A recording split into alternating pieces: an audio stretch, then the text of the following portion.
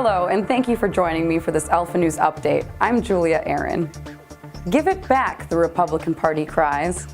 They are on a mission to educate the public about the nearly $2 billion surplus here in Minnesota. The party has been using social media as well as a TV commercial that is causing a stir. Let's take a look. What would you do with an extra $350? What could a family of four do with an extra $1,400?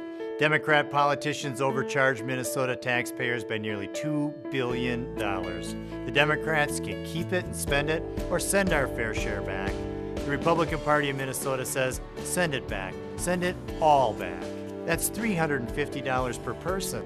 Sign our petition at mngop.com and demand that Democrats send our fair share back.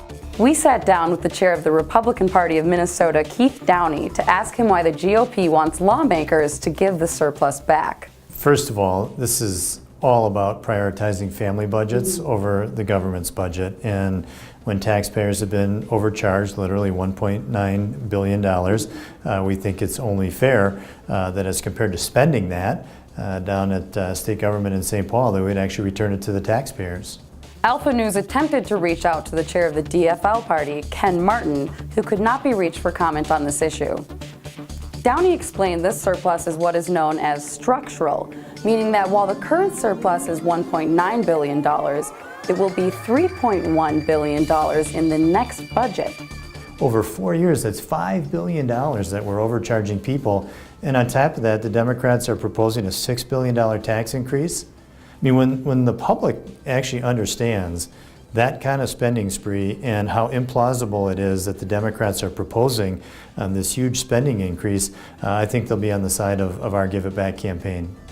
Downey says that it is up to the legislators to decide whether the money goes back to the taxpayers and how. Representative Greg Davids of Preston, who serves as the chair of the House Tax Committee, said that there were already requests in place for over $8 billion in new spending, some in the form of tax credits. Thank you for joining us for this Alpha News update. Be sure to subscribe to stay informed as we continue tracking the surplus. I'm Julia Aaron with Alpha News, bringing you your news first.